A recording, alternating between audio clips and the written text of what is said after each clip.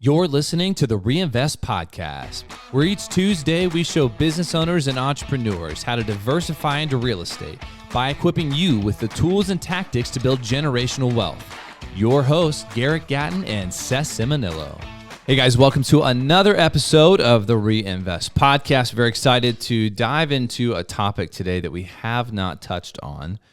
Real estate is chock full of different asset classes, right? And if you've been paying attention, I mean, there's always those reoccurring ones, those core assets, and then you've started to hear things like car washes. But today we're going to talk about something you probably have not heard of somebody syndicating or operating, and that's amusement parks and water parks. So I'm excited to see what our conversation is going to hold, and we're going to jump right in. And with us today is James Harhi. How are you?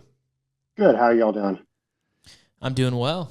We just got through some crazy storms up here. I know you're in Florida, so you've never heard of crazy storms, but no, we just got through a lot of torrential downpour rain over here, flooded my basement, so that was a ton of fun. Yeah, you guys are all slabs down there in Florida, and yeah, no basements down here, and this is actually a pretty good time for weather for us. No hurricanes yet, no real.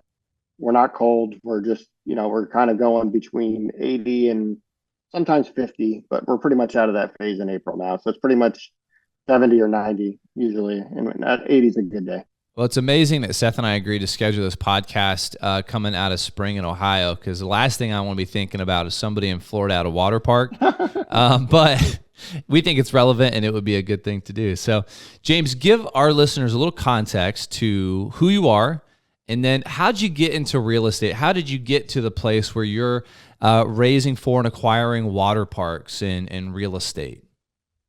It's funny. You go through life and certain things happen, and you don't really, at the time, you don't realize how important they are or how impactful they can be. And I sometimes think about it like, what would have happened if this had done? I was getting out of college in my senior year at UCF, and then I became a lifeguard at Disney. And it was just a random, like, hey, go, it's a fun job, become a lifeguard. Okay, I'll go do that. And then I graduate, and I graduate, I need a job. I get a job as a lifeguard manager, worked there for a handful of years, worked my way up into middle management. And then I realized that I wasn't a corporate guy. I was more of a entrepreneurial type of guy. I needed to move fast, and Disney did not move fast. Great company, learned a lot, but they were not the agile company. They're, a lot of meetings and a lot of decision making and a lot of cross decision making, and it just wasn't for me. So it was probably good for you to learn how a large corporation was running, extract out the systems that they had in place, spit out the bad, take the good, and then go start it up. But I have to ask, from a lifeguard perspective, I mean, did you have anybody, like, any crazy scenarios when you were on duty? I've had a few. When I taught my first lifeguard instructor class, and this just tells you like how life treats you. Funny, weird things happen. I'm teaching my first lifeguard instructor class, and went through the training, taught my first class. In the middle of my first class, we had a gentleman. I talked to him a couple times before. He was 65. He was working at Typhoon Lagoon, and he was like, I love working. They used to have this thing where you could snorkel with the fishes at Typhoon in the back of the park, and he loved working there, and he really wanted to continue working there. And they said, well, you have to be a lifeguard to work here. A 65-year-old lifeguard? 65 and a lifeguard. We're going to make him a lifeguard. I don't feel a ton of confidence. Well, the guy passed away in the middle of my class. So the first time I ever had to do CPR or anything else in my life on a real person, he ends up having a heart attack in the middle of the class while he's swimming and in training. Ends up, we pull him out, have to do CPR, have to do everything on him. Did not make it. And it was a surreal event.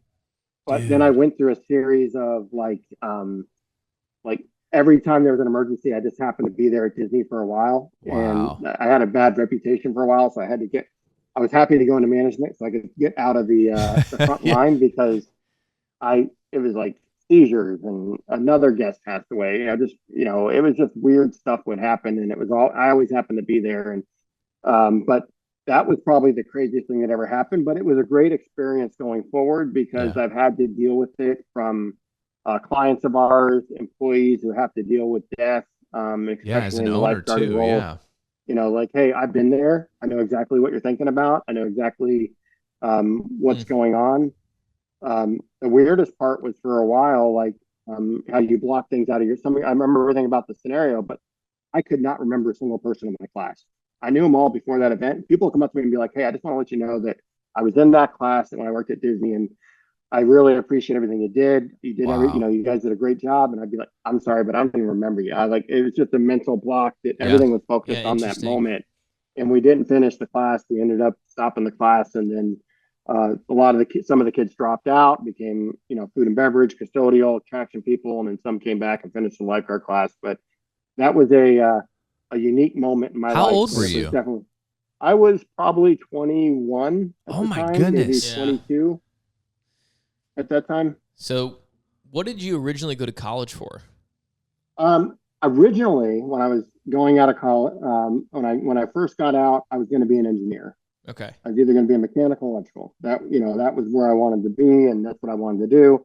I have pretty severe dyslexia, so I was doing great till I hit like physics two and physics three, and I could not follow the equations, three-dimensional stuff. It was really messing with my head, and I was failing. I almost failed my, had to drop a class because I was going to fail like physics two or physics.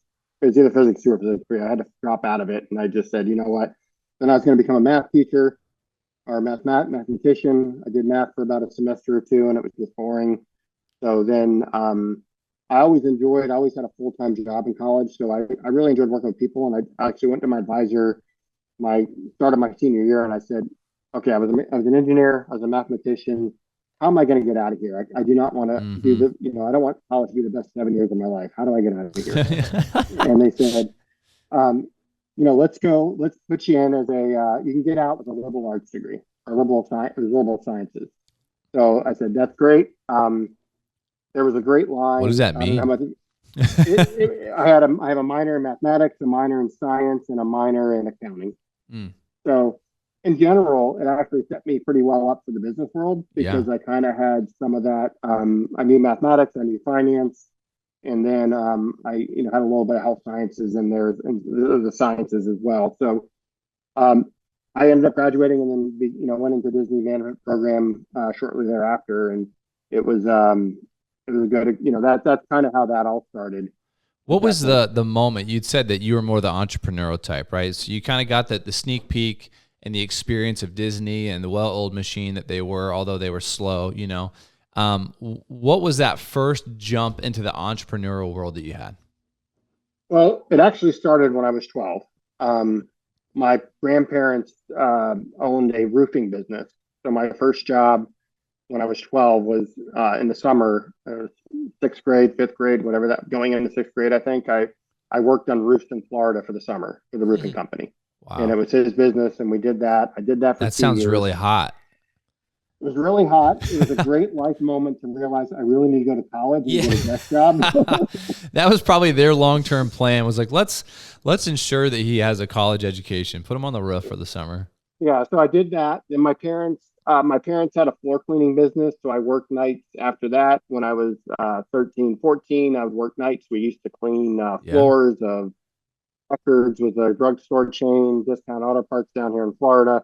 So I did a handful of, we did floor cleaning, as a small business, and I learned how my parents dealt with the customers, how they managed stuff. But we were, had five brothers and sisters, so we were all the workforce, Hmm. the cheap workforce at that point. So we would help out, clean, and do things like that. So we started off as entrepreneurs as a family, and it's kind of interesting that of my six five siblings, I think three of us are completely entrepreneur. Three of us are completely entrepreneurs. Two have tried it, and one is a PhD student. The youngest was like, "I'm just going to school and I'm going to be She's a teacher, special ed teacher, so she got the PhD. She did the whole school, all the way Nice. thing. Wow. That's wild. So you went to college, became a lifeguard. What came next? Um, you know, September 11th.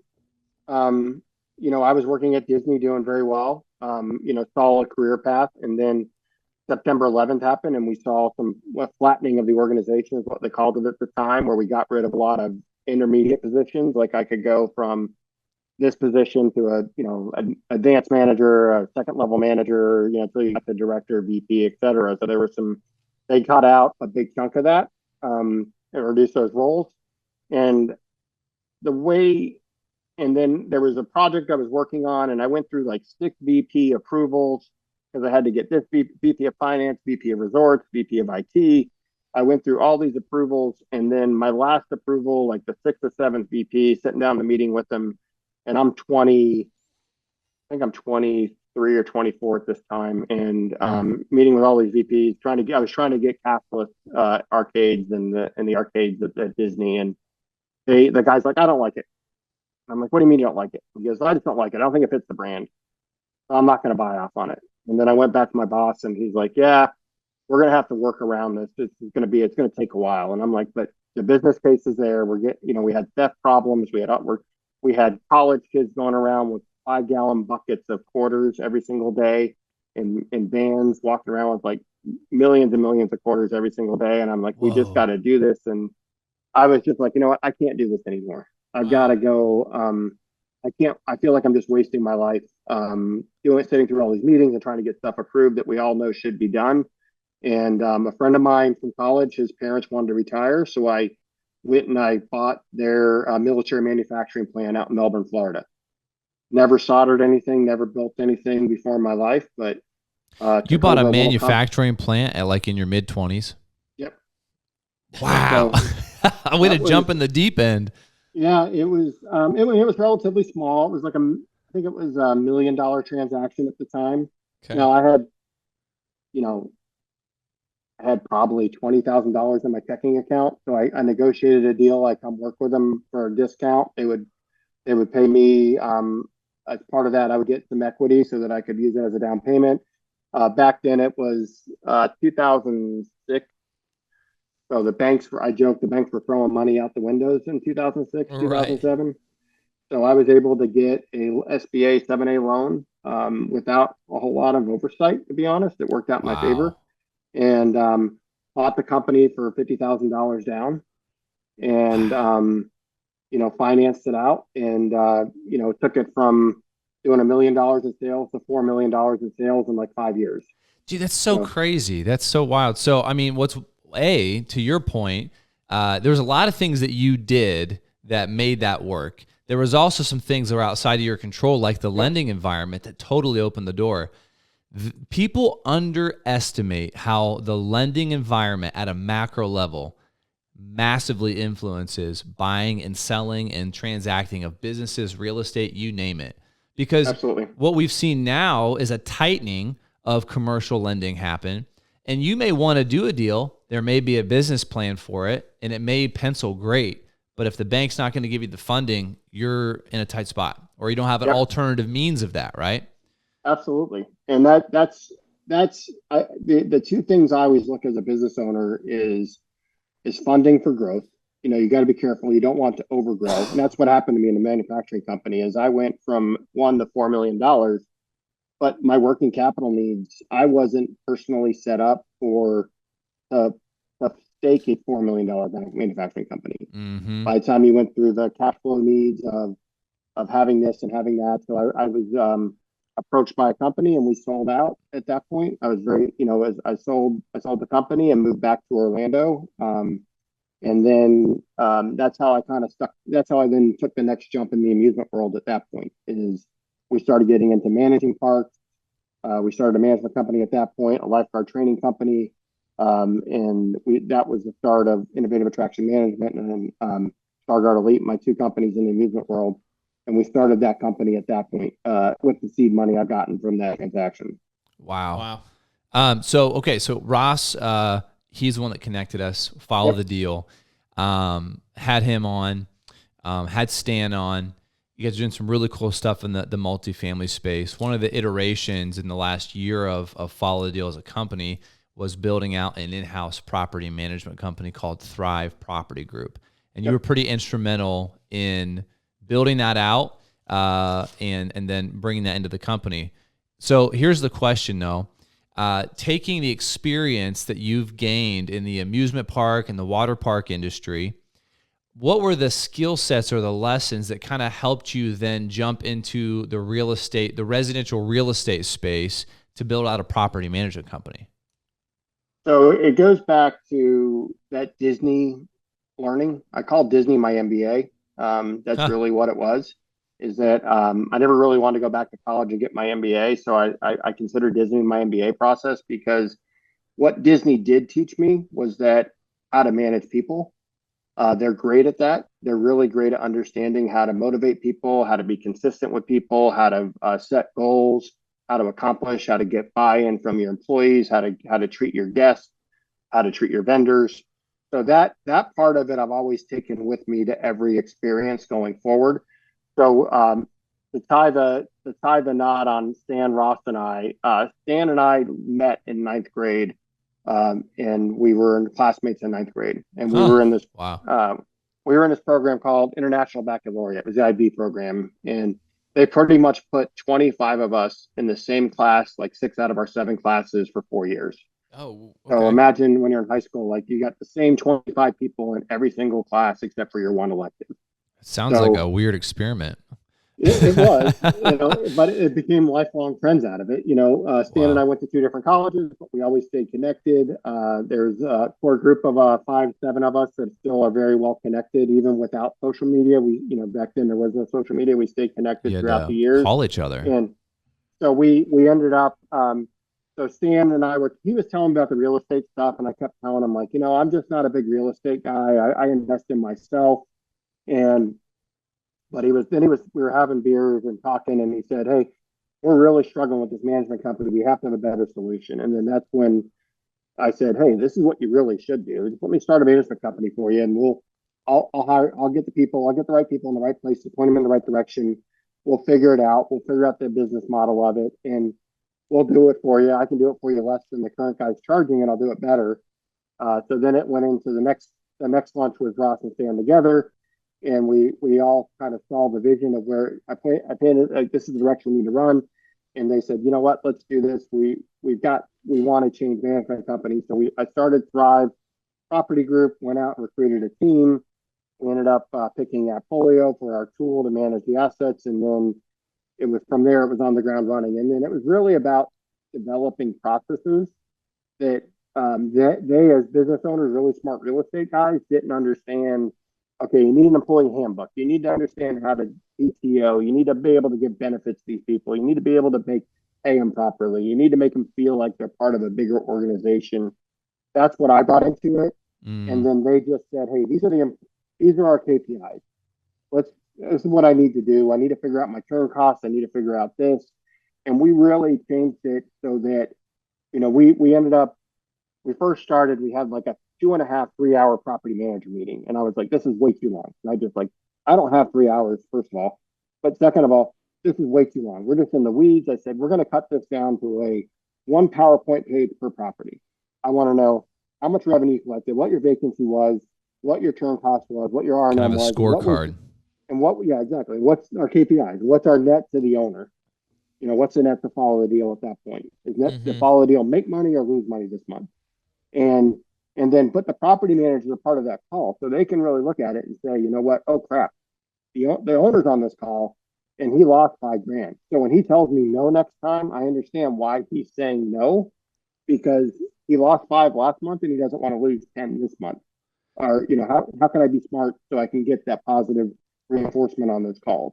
That's really important. You had made a distinction about getting in the weeds, and by limiting the scope of what those meetings are with the property manager, you're kind of bottlenecking and saying, we're only going to look at this, which means you might have to do a bunch of legwork, and it's going to cause you to take ownership and know the data and the pertinent things to your job to give me this KPI. And we're not going to talk about all the stuff that's above that. We're just going to drill down at this level. And so it forces them to know their job really well, to be able to produce accurate information that's relevant to you and the ownership.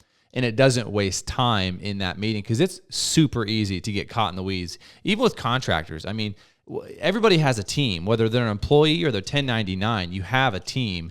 Managing those relationships is very difficult. And we wanted to, and I wanted to empower. We have a great, VP that handles that region for us, and I told her, you need to be dealing in this stuff. This is your job. You're the leader. I want you to, you need to deal with these dog bites or evictions or things like that. This is what I'm paying you to do. You don't want me involved in those decisions because I'm probably going to make a snap decision without all the data. I want you to do that when you're confused or you're lost. Let's talk that in our weekly one-on-one, where her and I can sit down and we talk about, hey, what are her challenges for the week? But the goal is there that she's empowered to make those decisions, and she doesn't feel like she has to come to me, Ross, or Stan to question every single little thing. And so that's kind of how we set up the structure. It's worked really well for us. We've reduced management fees from the previous company. We've increased cash flow for follow the deal. The question we have at times is, do we want to do third-party management? Right. Luckily, follow the deal has grown enough where we started with 600 doors. We have 700 doors now, and that's including selling some properties. So we just really haven't gone down that path. And I think if we found the right syndicate or the right ownership group, we'd probably look at it, but they'd have to be very aligned to our processes and our strategy. So one of the questions that I had was, so you had said taking that white glove customer service experience at Disney, and you just carry that forward into the next business endeavor, the next kind of entrepreneurial journey. That makes sense when you're in a consumer business like that, where it's like, hey, in order for people to come in the door, spend money, like all of that stuff, that touch point is very real to the customer and the consumer. In the real estate side of things, because we have long-term leases, it's easier to maybe not provide or feel that sense of urgency to provide that white glove service to tenants. So I'm curious, what has that looked like for you guys to translate that into residential real estate? I think, is when I first walked the properties, one of the things we talked about was, we talk about everybody's worried about curb appeal when they want to sell it, right? Nobody's worried about curb appeal, 2 years into the project. And I talked to him and I said, you know what, let's clean up the curb appeal here so the residents feel like when they're coming home to something that's inviting. Even if we're 100% leased, we still got to pay attention to landscaping. We still got to pay attention to what that looks like, how the properties are maintained and looked at, because I'm a firm believer of, if you put out a certain energy, you're going to get an energy back. If you make it look like a dump, they're going to treat it like a dump. If you make it look like something respectable and they feel respect when they come home and they buy into it. So we do a lot of that. We try to be very much on the opinion of treat people how you want to be treated. So even though they can be difficult and they might be going through some, we're in some B and some C property grade, apartments in Indiana, but, they, treat them how you want to be treated. That's everyone's, but they also, if they suck, get rid of them. Right. Don't let, I'm a big anti-drama, bad energy person. So if somebody is taking up a ton of your time because of noise complaints, because of dogs, because of this, not paying their rent, and you got to spend 5 trips every month to collect their rent. Let's stop letting them be a time suck, and let's start focusing on how we're going to find the right tenant, find the right person. And other people appreciate that, is what I find, is whether it's an employee, whether it's a customer. There's nothing worse than if you're sitting there as a customer and something bad happens and the next lady comes up and she throws a fit and she complains and they comp her a meal, and you're like, well, wait a minute, my food came out cold and you just said sorry. And now that if I would have raised my voice and thrown a fit, you would have gave me a free meal. Yeah, that's interesting. So you have to treat people consistently, whether they're employees, customers, vendors, and then integrity becomes a big piece of your culture at that point, is how we manage. One of the questions I have, and I'm interested to hear your thoughts on this from a philosophy perspective. It seems like certain business owners will side with the customer as a default, or side with their employee to have their back, and maintain that sense of camaraderie as a team, right? So how do you see that from a default perspective? Who are you going to side with if there's some kind of a dispute? I don't have a default. I'll be honest. I want facts. not opinions. And that's the first thing I ask. If there's a situation, it's okay. What are the facts? What are the statements from the different people involved in it? And then let's talk about it. And what did we do wrong?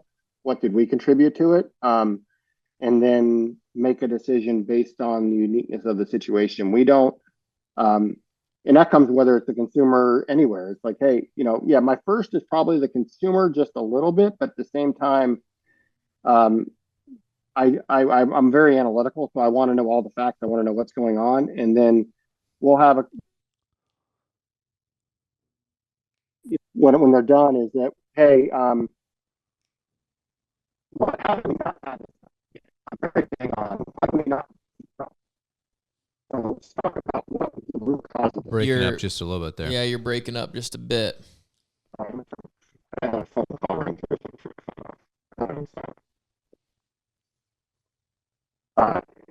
I'm saying is, big on let's not repeat problems. Mm. Let's find out the root cause of why it happened, and not just put a band-aid on it, move to the next one. Let's really talk about what happened, caused that incident, whether it was a customer problem, an employee problem, what was the real cause of it, and then let's fix that. Yeah. Let's do the immediate guest recovery, employee recovery, but let's find out. Let's not have the same conversation next month. All right. I want to make sure we jump into our discussion about the water parks. So you have developed this property management company. You had scaled the manufacturing company, sold that, used that as seed money to buy your first water park. So I kind of understand why maybe you went into water parks now with knowing your background in Disney, being a lifeguard. But how did you identify this deal? What year was this, and what made it look attractive to dive into? Our first big deal, we did some more consulting. The seed money was starting more of a consulting company. So we did a lot of consulting. I was in parks in Trinidad and Daytona Beach, Las Vegas, Myrtle Beach, Savannah. We were all over doing consulting for different properties throughout the Caribbean and the US. And then we decided that those contracts were great, but the problem was I would fix all their problems in a couple of years, and then they would sell it, or they would just say, okay, we don't need you anymore. We figured it all out, and you were successful at your job and helped them make a lot of money. Exactly. And then I was thrown the door, and then on to the next one. So I said, we got to stop this cycle. So we started looking at acquiring properties. We went through a couple of iterations of it. And then last year, I guess fall of 23, we found our first deal up in upstate New York at Water Safari, and we bought that property. And honestly, I never even heard of it before we got involved. A bank brought it to me and said, "Hey, we've got a deal here we think is interesting." It was being brokered and marketed, and they said, "What do you think of it?" And I said, "Well, let's go look at it." So we did a trip, and like I said, I'm very analytical. I said, "What's the margins on it? What can we make?" And penciled it out and said, "Okay, I'm good with this. Let's buy it." So we did the raise with follow the deal. Bought it. We do on a lot of these properties, we do a REIT lease, sale leaseback. So we work with a REIT. So we don't really, I don't have enough money to buy the 300 acres in New York. So we would do a REIT leaseback. I'm more interested in cash flows. So we would buy cash flows, and then in similar process, and we bought Digger land in New Jersey, and that was a similar thing, marketed, and it was marketed to me, and then I bought it to the bank, and we did a sale leaseback on that one as well. So just not even for the listeners, just for me, for our listeners, explain what a REIT leaseback is. So this is where you find a REIT already, or the bank, maybe there's one in place that owns the real estate, and they're hanging in there, and you're buying the business operations. It's REIT EPR Properties. They're based out of Kansas City. They're in the amusement world. They're largest real estate owner.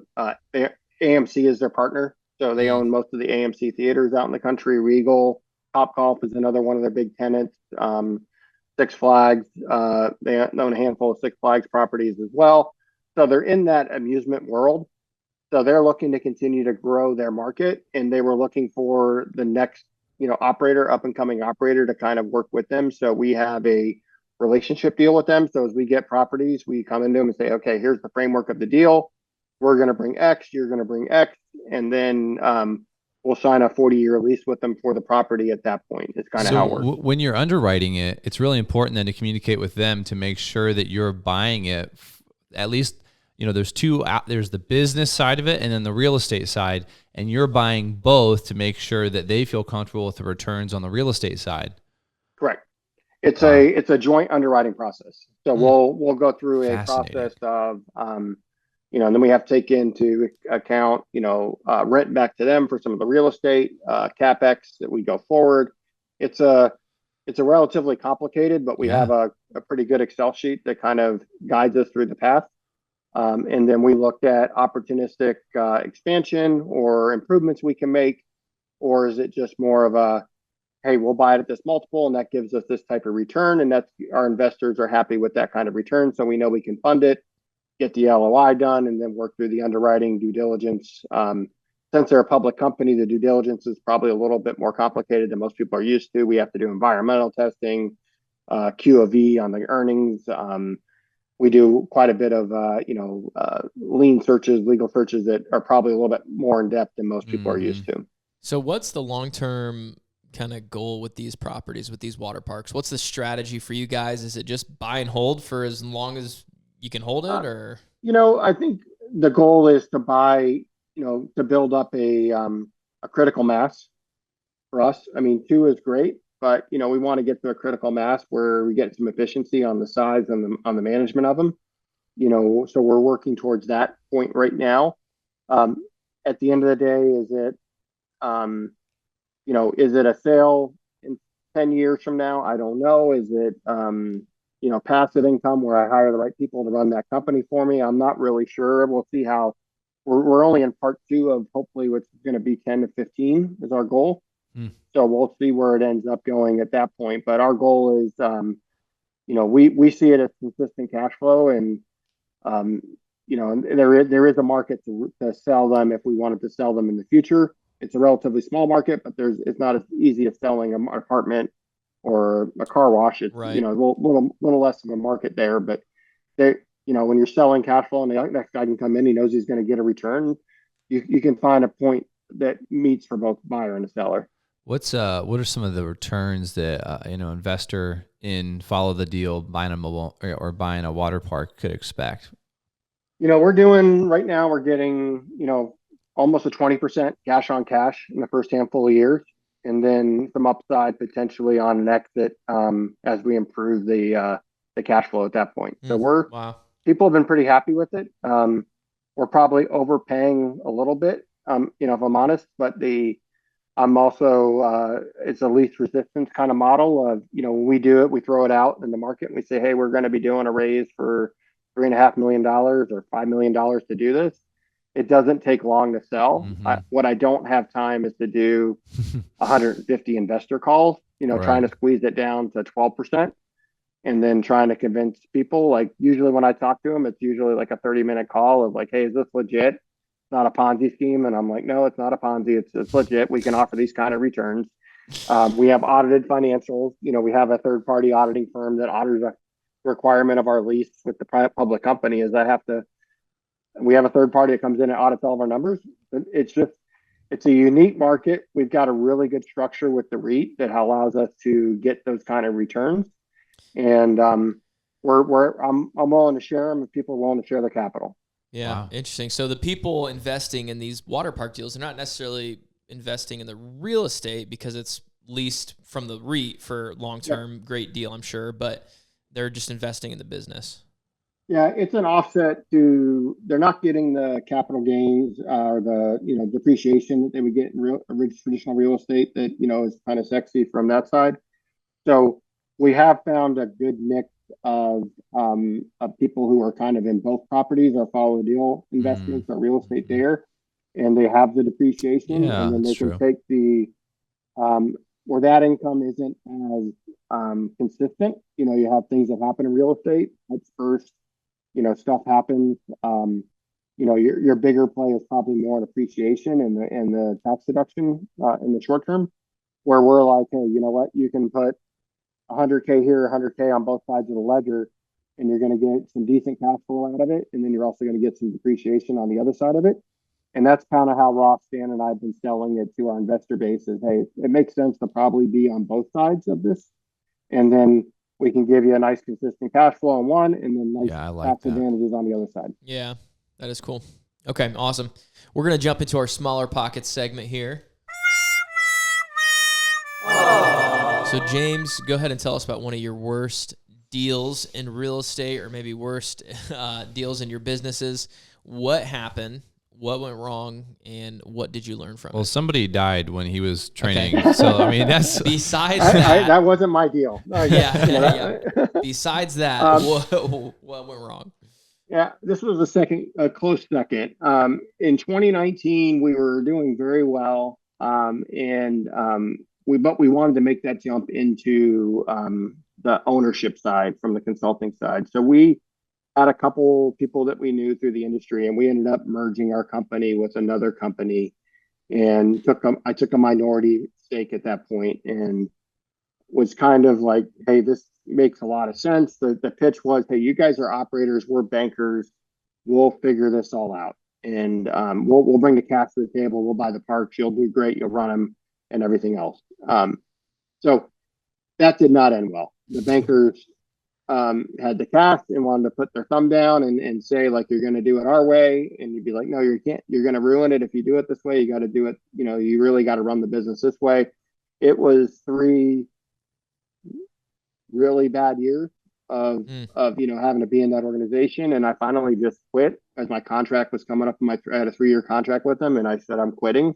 First time I've really ever done that. And luckily, cooler heads prevailed, and we kind of did a prenup kind of divorce.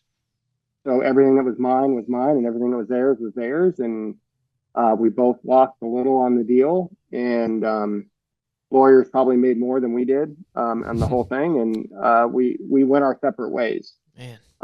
The positive of it was once we got separated in 23 was my employees were shot out of a cannon, because they had been in this bad culture for 3 years.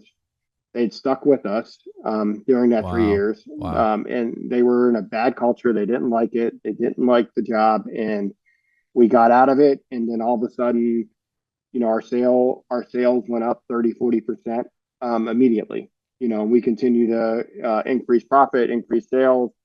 This opportunity with the REIT that I'm in now became part of that, because they wouldn't have done the deal if we were with the previous ownership group because of bad experiences they had with them on a different deal.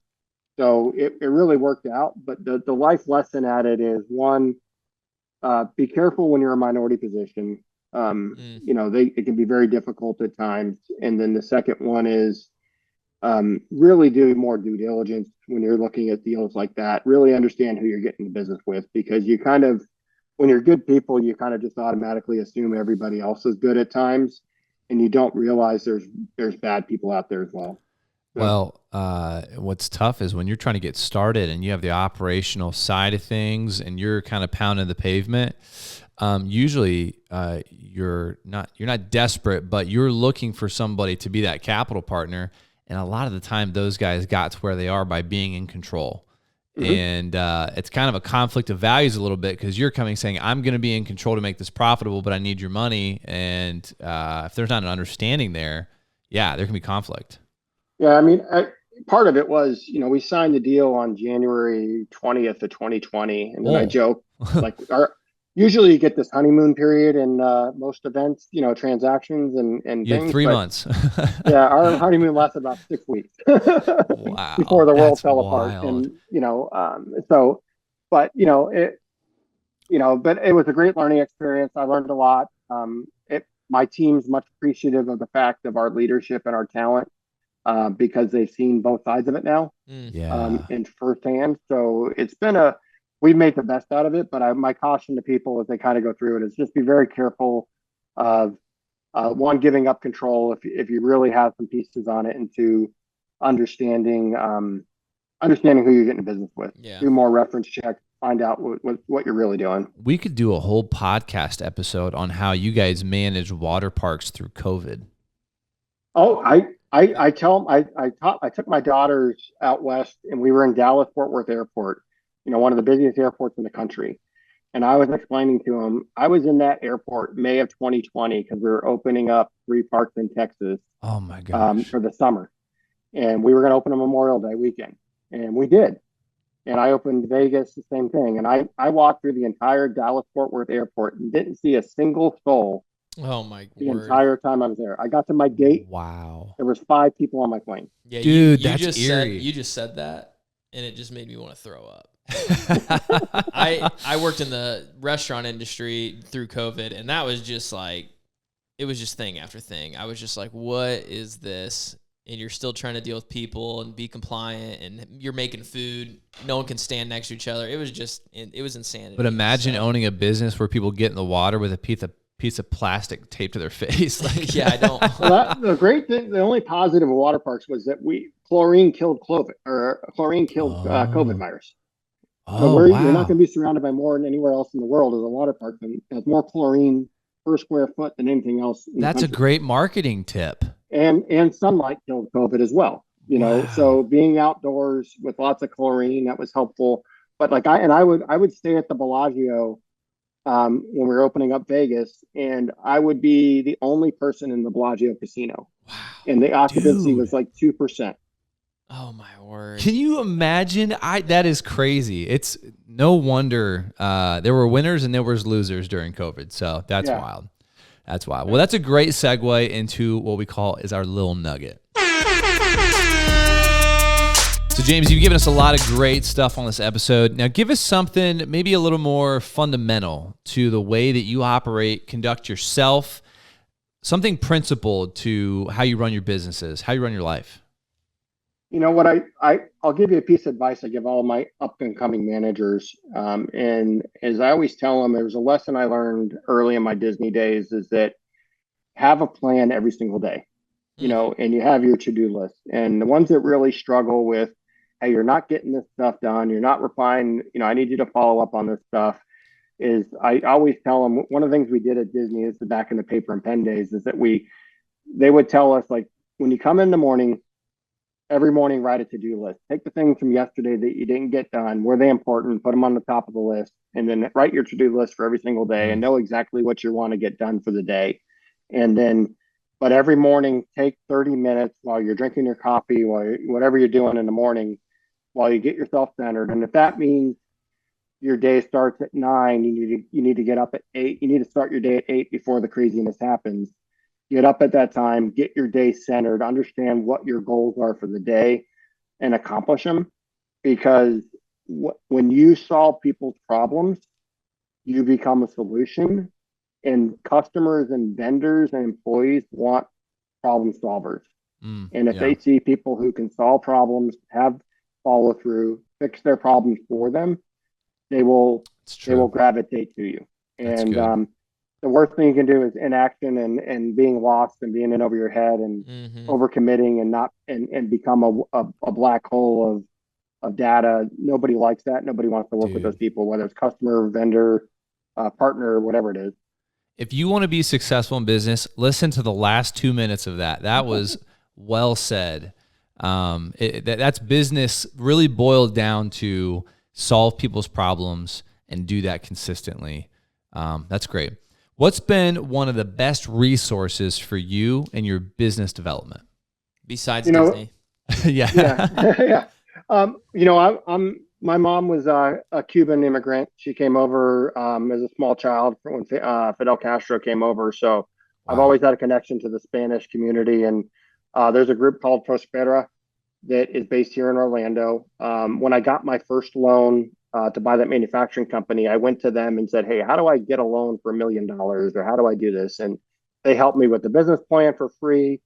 They helped me find a lender for free, all free services, et cetera. And they provide services in English and Spanish, but they're based in the Southeast primarily, but they're a great organization. I want to give them a free plug and say, like, that is somebody who, if you're really wanting to become an entrepreneur, they're a great resource to do that and a great sounding board to really understand what you're getting yourself into.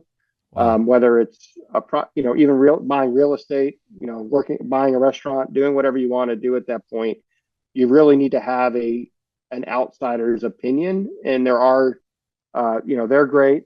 SCORE is another one through the SBA, but there's some great free resources out there. Have somebody really sit down and tell you the truth, that it is not going to just be your friend or be anything else, that will sit down and really give you the milestones and hurdles you have to be a small business owner. Yeah, or be a YouTube video that is incentivized by you listening to their quick tips. Yeah, that's awesome. James, in closing, what does it look like for people to find out more about you or follow your success? I'm pretty active on LinkedIn, and another joke that I have is I'm the only James Harhi in the whole entire world. So nice. My joke has always been, I can't do anything bad, because if you Googled me, then I'd be in trouble. They'd find you. I couldn't blame it on somebody else.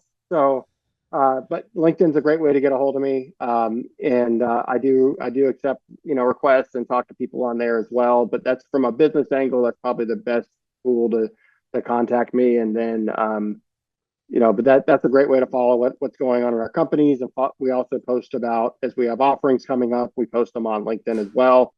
And then also the Follow the Deal newsletter.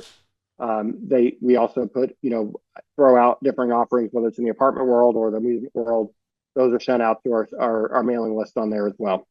Awesome.